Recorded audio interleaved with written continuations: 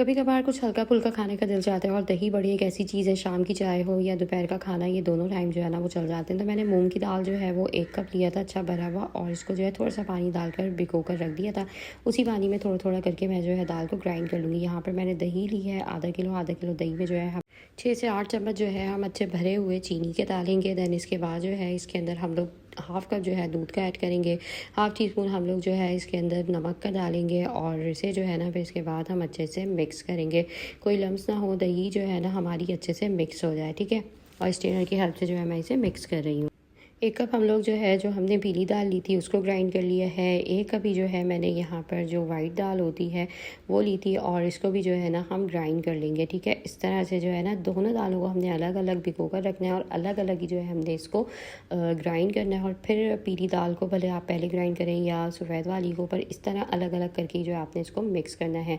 Half चम्मच हम लोग नमक के डालेंगे, 1 चम्मच हम लोगों ने ज़ीरे का डालना है। दैन इसके बाद जो है बेकिंग सोडा हम लोग इसके अंदर जो है 1 टीस्पून डालेंगे, बिल्कुल हल्का, बहुत ज़्यादा नहीं डालिएगा। दैन इसके बाद हम इसे अच्छे से जो है ना मिक्स करेंगे, बहुत अच्छे मिक्स करना है हमने इसको। तकरीबन 5 से 7 मिनट जो है आप इसे मिक्स करिएगा तेज़ हाथ से। तो मिक्स जो है ना आपने इसको दोनों डायरेक्शन पे करना है। अच्छा, यहाँ पर ऑयल मैंने गर्म करने के लिए रख दिया था, बहुत ज़्यादा ऑयल इसमें नहीं ऐड करा है। हाथ की मदद से जो है मैं इसके ऑयल के अंदर जो है छोटी छोटी बुनकियाँ जो है ये डाल रही हूँ, और हाथ का जो है ना मतलब एक जो आपका अंदाज़ है वो बिल्कुल ठीक रहता है। तो इस तरह से छोटी छोटी जो है आप ये दही की बूंदियाँ वो फ्राई करें, और जैसे इस पर हल्का हल्का सा कलर आएगा ना तो दैन हम इसको जो है वो निकाल लेंगे। डीप फ्राई ही होती हैं ये, बस इसमें जो है चम्मच हमें थोड़ी देर बाद चलाना होगा ताकि ये अच्छे से जो है ना वो फ्राई होना स्टार्ट हो जाए। तो यहाँ पर मैं हाथ की हेल्प से डाल रही हूँ, तो बस मेरा जो है ना हाथ से डालने का जो स्टाइल है ये वो मुझे ज़्यादा बेहतर लगता है बनस्बत चम्मच के। आप लोग चाहें तो चम्मच से भी डाल सकते हैं, पर हाथ से जो है ना बिल्कुल एक परफेक्ट जो स्टाइल है और एक तरीका है ना वो बनता है। मतलब दही की जो फुल्कियाँ होती है ना दही बड़ों की, वो मुझे इसी तरह से जो है वो बेहतर लगती हैं। तो आप लोग भी जो है ज़रूर इस तरह से ट्राई करिएगा। आई थिंक ज़्यादातर लोग वो इसी तरह फ्राई करते हैं। तो यहाँ पर जैसे इस पर गोल्डन सा खूबसूरत सा कलर आया है, मैं इसको निकाल रही हूँ, ऑयल से अलग कर रही हूँ, और इसको जो है हम ऑयल अच्छे से निकाल कर इसको हम लोग जो है ना पानी में डाल देंगे। मैंने पूरे बाल में जो है ना अच्छा सा पानी बहुत सारा भर दिया था, और ये जो मैंने फुल्कियाँ फ्राई करी हैं ये बूंदियाँ दही की वो इसमें डाल दी हैं।